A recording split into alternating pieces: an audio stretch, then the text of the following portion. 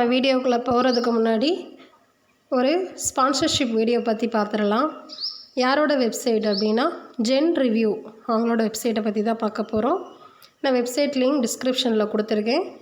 வேணுங்கிறவங்க அந்த லிங்க்கை டச் பண்ணி உள்ளே கொடுத்துருக்க ப்ராடக்டெல்லாம் விசிட் பண்ணி உங்களுக்கு பிடிச்சிருந்தா வாங்கிக்கோங்க. இப்போ நம்ம வீடியோக்குள்ளே போகலாம் வாங்க ஃப்ரெண்ட்ஸ். இன்றைக்கி நம்ம சேனலில் என்ன பார்க்க போகிறோம் அப்படின்னா முட்டை பிரியாணி செய்வது எப்படின்னு தான் பார்க்க போகிறோம். சுவையான டேஸ்டான எக் பிரியாணி எப்படி செய்யலான்னு பார்க்கலாம். நீங்கள் கண்டிப்பாக வீட்டில் ட்ரை பண்ணி பாருங்கள், டேஸ்ட்டாக இருக்கும். டிப்ஸ் சொல்லியிருக்கேன், அதை மறக்காமல் ஃபாலோ பண்ணி பாருங்கள். வாங்க வீடியோக்குள்ளே போகலாம். முட்டை பிரியாணி செய்கிறதுக்கு ஃபர்ஸ்ட் நம்ம பாஸ்மதி அரிசி ஊற வச்சுக்கலாம். நான் இன்றைக்கி மெஷரிங் கப்பில் 2 கப் அளவு பாஸ்மதி அரிசி எடுத்து வச்சுருக்கேன். தண்ணியில் இதை 2 முறை நல்லா கழுவி எடுத்துக்கலாம். அரிசியை நல்லா கழுவினதுக்கப்புறமா இதில் நல்ல தண்ணி சேர்த்து அரை மணி நேரம் ஊற வச்சுக்கணும்.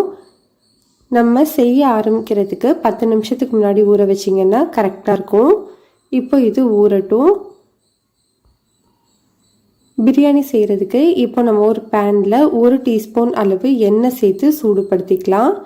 எண்ணெய் சூடானதுக்கப்புறமா ஸ்டவ்வை லோ ஹீட்டில் வச்சுட்டு ஒரு பிஞ்ச் அளவு மஞ்சள் தூள், 1/4 டீஸ்பூன் அளவு தனி மிளகாய் தூள் சேர்த்துட்டு ஒரு 10 செகண்ட் மட்டும் நல்லா கிளறி விட்டுக்கலாம்.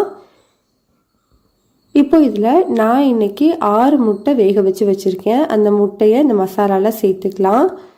ஸ்டவ்வை லோ ஹீட்டில் வச்சுட்டு 3லேருந்து 4 நிமிஷத்துக்கு இதை நல்லா ஃப்ரை பண்ணி எடுத்துக்கோங்க. முட்டை நல்லா ஃப்ரை ஆனதுக்கப்புறமா இதை ஒரு பிளேட்டில் எடுத்து வச்சுக்கலாம். இப்போ ஒரு குக்கரில் 2 டீஸ்பூன் எண்ணெய், 2 டீஸ்பூன் நெய் சேர்த்து சூடுபடுத்திக்கலாம். சூடானதுக்கப்புறமா ஒரு பெரிய வெங்காயத்தை நீளமாக கட் பண்ணிவிட்டு சேர்த்துக்கலாம். இந்த வெங்காயம் நல்லா கோல்டன் ப்ரௌன் கலர் வர வரைக்கும் வதக்கிக்கோங்க.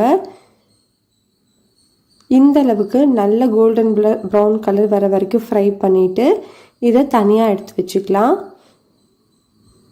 இப்போ நம்ம அதே எண்ணெயில் ஒரு பிரியாணி இலை, 2 சின்ன சைஸ் பட்டை, 2 ஏலக்காய், 2 மராத்தி மொகு, அரை டீஸ்பூன் சோம்பு சேர்த்து பொரிய விட்டுக்கலாம். இப்போ இதில் 2 பெரிய வெங்காயத்தை நீளமாக கட் பண்ணி வச்சுருக்கேன், அதை இதில் சேர்த்துக்கலாம். ஸ்டவ்வை மீடியம் ஹீட்டில் வச்சுட்டு வெங்காயத்தை 2 நிமிஷத்துக்கு வதக்கி விட்டுக்கோங்க. வெங்காயம் கொஞ்சம் வதங்கினதுக்கப்புறமா இதில் 1 டீஸ்பூன் அளவு இஞ்சி பூண்டு பேஸ்ட்டு சேர்த்துக்கலாம். இஞ்சி பூண்டோட பச்சை வாசனை போகிற வரைக்கும் நல்லா வதக்கி விட்டுக்கோங்க. பச்சை வாசனை போனதுக்கப்புறமா இதில் 3 பச்சை மிளகாயை 2 கீறி வச்சுருக்கேன், அதை இதில் சேர்த்துக்கலாம். கூடவே 2 மீடியம் சைஸ் தக்காளியை சின்னதாக கட் பண்ணி வச்சுருக்கேன், அதையும் இதில் சேர்த்துக்கலாம். தக்காளி சீக்கிரமாக வதங்கிறதுக்காக பிரியாணிக்கு தேவையான அளவு உப்பு, 1 டீஸ்பூன் கல்லுப்பு சேர்த்துக்கிறேன். தக்காளி நல்லா மசிகிற வரைக்கும் வதக்கி விட்டுக்கோங்க. இந்த அளவுக்கு தக்காளி நல்லா மசிஞ்சு வெந்ததுக்கப்புறமா இதில் 2 டேபிள் ஸ்பூன் அளவு தயிர் சேர்த்துக்கலாம். தயிர் சேர்த்துட்டு ஒரு 2 நிமிஷத்துக்கு நல்லா வதக்கி விட்டுக்கோங்க.